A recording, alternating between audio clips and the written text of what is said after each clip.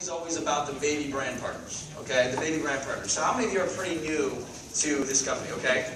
So yeah, a lot of you, okay? So think about this. If you're, all the NMDs and all the top leaders in the room, if you get to the point where you're kind of like the cool leader, which is very scary, don't ever be like, I'm cool, what's up, you know? How you doing, guys? I'm the NMD, what's up, you know? If you ever get to that point, that's scary, because the only reason you're a national marketing director is because of the people that just raised their hands, okay? And I embrace the new people, even though sometimes, I'll be honest with you, it's annoying to call them every, why'd you get started? I don't know, make some money. I don't know if I want to try it, So I have to have these conversations all the time, but I understand that if I can help them fast start qualify, and I can get my fast start percentages up to about 20%, my business will sustain forever. I can have whatever I want in life in this business, and so many people are going to be paid and promoted, and that's the main objective that I have as a leader, is I want to help at least 2 out of 10 people that join my team fast start qualify. That's it. That's the only goal in life I have in this company. Now, you have to start from scratch. You have to if you don't have a team yet, well, you got to go get a team. Well, how do you go get a team, Todd? This slight edge. 2 a day. If you're part-time, full-time, 10 exposures a day if you're full-time. If you're doing 2 exposures a day if you're full-time, I got news for you. You should get a job. You're not full-time. Well, I called this guy and I called that guy and I did my 2 a day and that's about it. That's full-time for me. No. If you saw me, what I do every day full-time, I work 8 hours a day, $50 a day, 20 spoke a day, 10 exposures a day. That's how I go full-time. I treat it like a job. I treat it like a job. Now, part-time, because most of you are part-time, you're going to get into that 2 to 5 a day, the 8-point system that Paul talked about, and just understand that it adds up. And if you have the mindset of, I'm going to try for 30 days, don't ever say the word try, write it down right now and cross it out. Because if you say the word try in my household, that's worse than swearing in my household. I'd rather you swear and say I can't or I'll try. And when people tell me I'll try, I cringe, and here's what I say in my mind, I'll try not to work with you. In my mind, I'm like, why would I want to work with this person? They're just I'm not trying. Does that make sense? Me and Paul didn't come all the way from California to try to help you. Does that make sense? And if I come here to try to help you, we're all going to try to be nothing, okay? Because it ain't going to happen. So I came here specifically to make sure and ensure your success. Does that make sense? So there will be no trying in this family, okay? It's very powerful because I've been reading a book, Law of Success by Napoleon Hill, the 1925 edition, and the first chapter is Definite Purpose, Chief Aim, Definite Chief Aim. And this is a tough thing for a lot of us because it's like, okay, you're put on earth for what? That's the big question mark, right? You were put on earth for question mark, okay? That's something that's a spiritual thing, that's a calling for a lot of us. I know pastors are called in ministry. I feel like I've been called in this industry to lead people to change life. In fact, at an early age, I just felt this presence of God saying, you're going to do something great in this industry. I'm serious, even when I was like in 6th grade. Because I saw my mom do her whole life and everything. I said, I can do that. It was a calling for me to do what I'm doing right now. But it's been a 9-year process. So I think we all have a purpose. But you'd be surprised, 95% of people on earth don't know or don't even want to find out their definite chief aim. That's crazy. That's like Zig Ziglar calls it a wandering generality. You're just kind of wandering around for 80 to 100 years. So I don't know. It's kind of like the Israelites. It's a great story. If you like the Bible or not, I'm going to share it anyway because it's a great leadership story. So they're in bondage. Okay, think about it. Bondage and slavery for years with Pharaoh, like basically dictating whatever they do. A guy named Moses, who couldn't even speak in front of people, shy as can be, was called to get him out of Egypt, right? To bring him to the promised land. He ran away. For years, ran away. Until God had to burn a bush and say, hey, you, get your butt over here, okay? Then he had to get his brother to speak for him, okay? It's a great story, right? So he comes to Pharaoh, finally gets him out of Egypt. It's only about 13 miles. This is the geographic to go from where they needed to go to the promised land, 13 miles. It took them 40 years, okay? Seriously, 40 years. And every day, God provided the food, right? But every day they complained. And then eventually they said, Moses, why did you take us away from 3 meals a day and a roof over our head. Like, well, you were in slavery. That was a better life than we're just wandering in the desert. Well, the reason was none of them had a vision other than Moses. So sometimes in this business, you're going to feel like Moses, trying to lead all the Israelites. Okay? And you're just like, guys, just show up. You just got to show up feeling. once a month. But I'm working. You're working. You work 5 days a week. It's once a month. But I'm part-time. You're part-time. It's once a month, but I'm working. What was your why again? Oh, I don't want to work.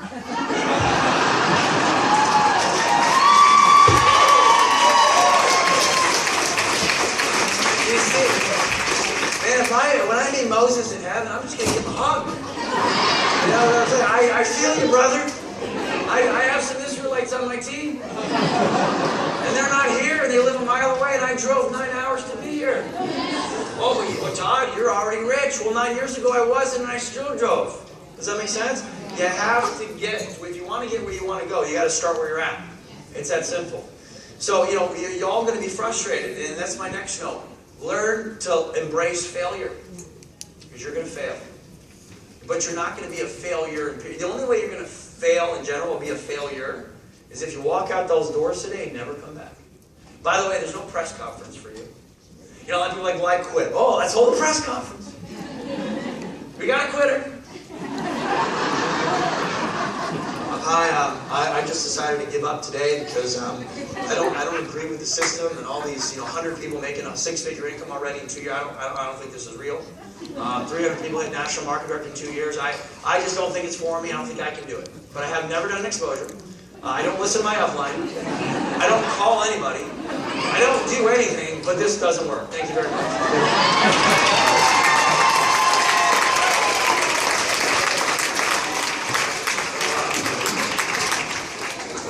When I see these people, I'm just like, God bless you. Okay, I love and caring and sharing. We love them, right? That's what Jeff, we love them. It's not like I'm mad at them or I hate them or any stuff. I mean, in my mind I do. But you want to have some fun today? Because tomorrow you're going to deal with this. Or today, on the way home. Or you're probably already dealing with a text message. If someone texts you something negative, just put your phone away. Don't respond back until after I'm done. Does that make sense? We're going to have some fun today because we're together in the congregation of excitement. But yeah, you will have to deal with some of this stuff. But I want to have you embrace failure. It's okay to fail. Double your rate of failure to be successful. It's kind of a different philosophy than school. It's like school. You got to be careful. Never fail. Because if you fail, wow, that's terrible. Well, Thomas Edison failed, thousands of times to find the light bulb. Thank God he didn't fail because we have, light today. KFC, whether you like it or not, it's a great story. I don't personally eat the chicken because I don't want to die of a heart attack. But Colonel Sanders, it's a great story. He went to 900 plus restaurants and everyone rejected his recipe. Except for one person finally said yes, and he got some of the profit sharing. And now KFC's been around for years and years and years. Abraham Lincoln, if you look him up, one of the worst politicians ever. He got rejected, he could not win anything up until he actually got president of the United States, one of the best presidents probably in our country's history. My favorite story is Michael Jordan. 10th grade, 5'9", tried out for the varsity team in Wilmington, North Carolina at Laney High School, and coach cut him. Thank God his coach cut him. Because after his coach cut him, what did Michael Jordan do? Well, first of all, he cried. He went home, and his good old mom said, you need to work harder than anyone else for that next year. So he woke up every morning, before he went to school, in the court, shot 1,000 jump shots. After school, went home with his big brother Larry, and they played one. Larry was 6 foot something. He was still 5'9" in 10th grade. He would beat him up, and then he eventually started beating his big brother Larry. Well, the next year he grew to 6'6". Okay, and was great in his skill. A lot of people say, Michael Jordan was just born. No, he was born, but he wasn't born Michael Jordan, the NBA player. In fact, Michael Jordan, I've been reading a book called Relentless by Tim Grover. He's Michael Jordan's trainer, was in the NBA. Michael Jordan worked for everything he's ever had. He's the hardest working person ever. I was reading a thing on Leonardo DiCaprio, his new movie, Wolf of Wall Street. Jordan Belfort, the real Wolf of Wall Street. I was watching a CNN interview with Jordan Belfort, the real Jordan Belfort, and he said, because, what's his name, the guy that I don't really like that much, the CNN guy, what's his name? Anyway, the interview from Britain, what's his name? Piers Morgan. But he was interviewing Jordan Belfort's great interview, and he interviewed Jordan. He said, Jordan, how much time did you spend with Leonardo DiCaprio? And Jordan's like, hundreds and hundreds of hours. Wow. And then he went on to say that Leonardo DiCaprio is one of the hardest working actors in the business. And we look at these actors that he's up for so many Academy Awards in his career. You probably think that Leonardo DiCaprio, people like that are just like, yeah, you know, show up, you know, I'm Hollywood, whatever. I'll just give me the script. All right, let's do it. No, behind the scenes, these guys work so hard to master their craft. Master their craft. And I got to tell you, I've been the same way. For 9 years, I have worked my tail off to master this craft. You know, you see the income now, $50,000 a month after 70 months. That came 9 years ago when I said, I'm going to do this. Does that make sense? It's just the payoff of what I've done in 9 years of sacrifice and work hard and all the family reunions and all that stuff that sometimes I had to miss. And a lot of my friends, even my own parents at the time, why can't you come see the family? I'm busy. I got a regional. I got to speak. I got to do this. Well, they're very happy now. Okay? So now's the time, for me, in my life, now's the time to get some of that fruit of that labor, because the bottom line, the reason we're here today is not to work for the neck till we're dead in this business. The reason we're all here today is to work 10 hours a week, build 5 who get 5 who get 5, which is 125, and then 625, and then 3,000, 125. We still work 10 to 15 hours a week. They also work 10 to 15 hours a week. That's 3,000... million, whatever hours you want to call it, eventually a week of manpower, and doing that 4 or 5 years, then you're done. You're retired. Okay? That's why we're here. That's why we're here. And then we're also here for first mover's advantage, because we're in something. You know, it cracks me up, these people up there. Some of them got a little aggressive with me. Herbalife. Like, what's up, Herbalife? Represent. Herbalife, right? Seriously? Herbalife. If I join that company and I tell everyone I'm Herbalife, people will run for me. Because they've heard it. It's a great company, but it's been around for what, 30, 40 years? It's like, I'm in Amway now, and it's Amway Global. Okay, it's great company, but it's like, all my friends would be like, what? Really? Really? It's like me doing any, like, vacuums. Like, I'm selling vacuums. It's like, it's already done. It's over. That's why they're all in India now. These companies have to go to India and all over the international. But imagine, these are great companies, so imagine if you got in on them 30 years ago. Now we're talking. Does that make sense? So what we got that they don't is you guys are the pioneers. I look at this group as the 1776 pioneers of this country. Seriously. I talked last night about the space, $280 billion space. That's not what they have up there. Vitamins, I don't even think they work, vitamins. It's actually clinically proven that vitamins don't work. Okay? They don't work. Okay, so save your money on vitamins. Okay, it doesn't work. You can juice like spinach, and that works because you're just breaking it in and you can digest it easily. But taking a vitamin, it doesn't work. It's just that's my tip for the day. Okay. But putting this on your face works. Would you guys agree? And that's what's important. It really, really works. Again, I'm not knocking them. I'm not in competition with them. We don't even have to worry about that. We're in a different space. But what we have here is so precious that we also have to protect it. How many of you have seen that Under Armour commercial, Protect This House? We got to protect it. We got to protect our family enduring. We got to protect our team. What I mean by that is we got to inoculate our people into what you just saw Paul do. We got to really get them plugged in, because it's the only way they're going to have success. And you're going to have a lot of failure. People are going to fail. You're going to double your rate of failure, but eventually you're going to have success. And one of the things I want to say is be here a year from now. Okay, write that down. Be here a year from now.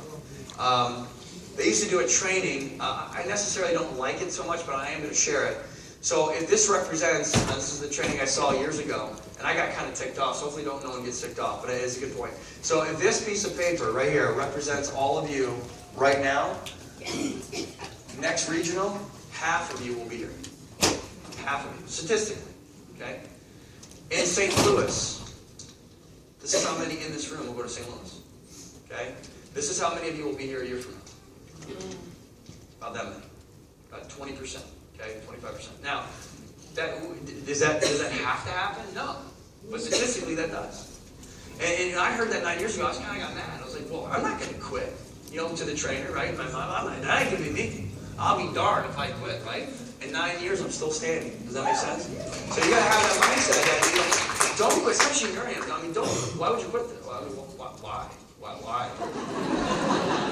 I always tell people, okay, if you give up this, well, first of all, think about this. And I always like to make you think. Because if we don't make you think, then we're not doing our job. Does that make sense? Because a lot of you are older than me, and some of you might say, well, he's only 33. What can he teach me? Oh, let me tell you something. I'll teach you something. It's experience, right? And I love this industry because a 21-year-old can teach us a lot. Does that make sense? It doesn't matter. But I forgot what I was going to teach you. What I was going to talk about? It's so good too, huh? A year from now. Okay, oh yeah. Thank you. Gosh, all right. That's good stuff. Here we go. I'm aging, right? So, think about this. You all joined Nurium for a reason. Would you guys agree? And I don't think anyone in this room just joined because, oh, that's cool, I'm just going to join. I think all of you have a need. If there's a need, then you wanted to start this business, right? So think about this. If someone quits after they identify the need and then have all this desire and dream and stuff, and then they go back to this old life before they joined, what do they gain? Nothing. They're back into the old life. That's like having a girlfriend, breaking up with them because it was a horrible relationship, finding a new girl, and it was like, wow, but you didn't feel worthy of the girl. Then you go back to the abusive relationship because it's comfortable. Does that make sense? And the abusive relationship is your job, that they can't stand you, and you can't stand them, but you have a silly paycheck every week because you think that if you have it, you have security, and if you don't get paid, you're going to go homeless the next day and you're going to die. The best thing that ever happened to me was I got fired from my job, I had no money in my bank account, I got my car repossessed, and my phone shut off all the same day. September 6, 2004. One of the best days of my life. And I'm not being sarcastic. Why do you think that was the best day of my life? Because I was happy that day. In fact, I read the book Failing Forward by John C. Maxwell, and I realized that all successful people fail. Are big really failures up until their success. Does that make sense? And that was also the last day I've ever worked a W-2. So, hopefully none of you get to the point where you have to do Nurium because you have so much financial pressure. Having a job is good now. Doing it part-time because it still pays your bills. That's a good thing. Would you guys agree? We don't want you all to go full-time and say, yeah, Todd just said go full-time, Mark Smith. I got no money in my savings, but we're all going to go full-time. Don't do that, okay? And you don't even need to. In fact, I got a lady on my team. Her name is Brittany. She got started 9 months ago, just 9 months ago. So think about where you were 9 months ago. Not a long time ago, right? She got started end of March. And got started, no prior experience at all, was a nurse practitioner, and still is to this day. She went to Vegas Bash after she signed up, so that's why the big events are everything. She goes to the Bash, sees the big picture, meets us. She thought me and a guy named Mike Showhead, who's the celebrity guy, he's been one of my good friends for many years, wouldn't even talk to her. She's like, oh, you guys are too big. She was the first person I saw when I went to Vegas, and we hung out the whole weekend, her and her cousin Tracy, right? Well, she goes out, 5 months later, hits national marketing director. Her check last month was over $15,000. Here's the greatest part of the story. She's still only part-time today, okay? Nurse practitioner, full-time, part-time Nurium, 15 grand a month, 2 kids, all that stuff. That's the beauty of this business. You can make our money part-time if you understand these concepts. Does that make sense? Now I'm trying to convince her, like, 50 grand a month, let's get rid of that job and let's go full. Imagine what you do full-time. Can you imagine that? Imagine if she was full-time, you know, all that. She'd make even more money. But that's a great option if she wants to do that. Does that make sense?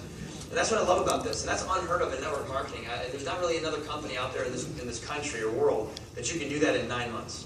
I've never seen it happen. And if it was, then it's probably going to be better than Nurium, and I just don't see it. So I've been around for a while. All right, so be here a year from now. Okay, this is another mindset. Again, I'm ahead on the mindset because, again, the how-tos don't matter. The how-tos don't matter if you don't know how to do the how-tos. Does that make sense? It's how you do the how-tos before the how-tos. So, for instance, the how-tos, someone wants me to debate me on that. Let's say you have a bad attitude, and you're just like, yeah, whatever, and you go out to the mall, and you just like hand out magazines to people. Hey, what's up, Tanya? Hey, I don't know your name, obviously, but hey, what's your name? Tanya. Hey, here's a magazine. Check it out. Yeah. It's cool. Right? Yeah. I don't even know if I'm doing that, to be honest with you, you know? Right? Am I not doing the how-to? Yeah, I'm doing the how-to. I'm giving a magazine. But what's wrong with me? I have my attitude. My philosophy's off and my attitude's off. So everything starts with philosophy. If you got the right philosophy right now, which I mean is, listen to the Jeff Olson CDs. That's the first thing. If you don't listen to the Jeff Olson CDs, honestly, I mean, I love and care and share. It's hard for me to work with you. It's like if you come to me and say, I want your mentorship, the first question I'm going to ask you, how many times do you listen to Jeff Olson CDs? None. Okay, well, you don't need my mentorship. You just need Jeff's mentorship. Just go listen to that over and over again and just do what he says. That's all I did.